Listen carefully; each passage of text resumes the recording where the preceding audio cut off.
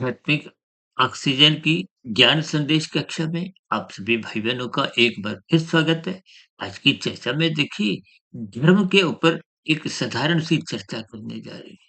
देखिए जब-जब आप अपने कर्तव्य कर्मों का ईमानदारी से प्रसन्नता पूर्वक पालन करते हैं, कोई समाज में, परिवार में, गली-मोहल्ले में कोई आपको देख रहा है या नहीं देख रहा, इनकी परवाह मत कीजिए। केवल अपने कर्तव्य कर्म का पालन कीजिए। जब-जब आप अपने कर्तव्य कर्म का पालन करते हो, तो परमात्मा की व्यवस्था में आपकी स्थितियाँ निरंतर कर्मफल सिद्धांत के अंतर्गत बनी रहती हैं। वो नोट होती रहती हैं। ये सभी स्थितियाँ हमें ज्ञानपूर्वक समझनी है। देखिए, जब-जब आप सकाम भाव से कर्म करते हो, वो आपको में बाँधते हैं। ये सभी बाँधे हुए कर्म देखिए राजसी और तामसी स्थितियाँ के होते हैं। राजसी स्थितियों में तो देखिए सकाम भाव से विषय भोगों को भोगने की, संसार को पाने की इच्छा बनी रहती है।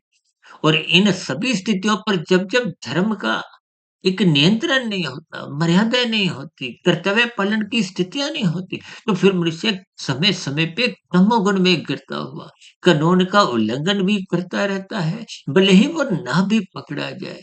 देखिए, कानून के भले ही लंबे हाथ होते हुए भी बहुत से मनुष्य देखिए पाप कर्म करने से पकड़े नहीं जाते, लेकिन परमात्मा की व्यवस्था में कर्मफल सिद्धांत के अंतर्गत प्रकृति के 3 गुण रूपी जो यंत्र है, वो आपको में पकड़ लेता है। कर्मफल सिद्धांत के अंतर्गत छोटे से छोटा किया गया भी कानून का उल्लंघन हो चाहे पाप कर्म हो, दोनों ही स्थितियों में आपको हमें दुःख रूपी परिणाम भुगतने होते हैं।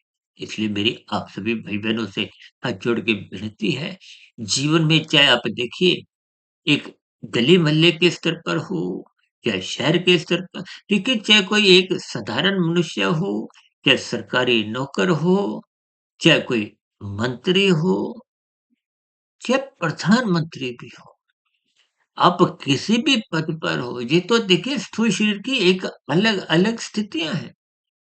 लेकिन धर्म का पालन सभी स्थितियों में रहते हुए आपको हमें करना चाहिए। जब-जब आपका हमारा धर्म मजबूत स्थिति में होता है, अनुशासन में रहते हैं, तो हमारा कार्यशरीर कभी भी बिगड़ता नहीं है। और कार्यशरीर जब नहीं बिगड़ता तो निश्चित रूप से देर-सबेर आपकी आध्यात्मिक उन्नति के दरवाजे खुलने की संभावनाएँ बनती हैं। फिर मनुष्य कर्म योग, ज्ञान योग, भक्ति योग की एक आगे की स्थितियों पर चलने लगता है। इन सभी संकेतों को ज्ञानपूर्वक समझते हुए अपने मिले हुए जीवन का सदुपयोग करें। मात्र संसारी सुखों को प्राप्ति के लिए भोगने के दृष्टिकोण से अपने कर्तव्य से विमुख मत होइए।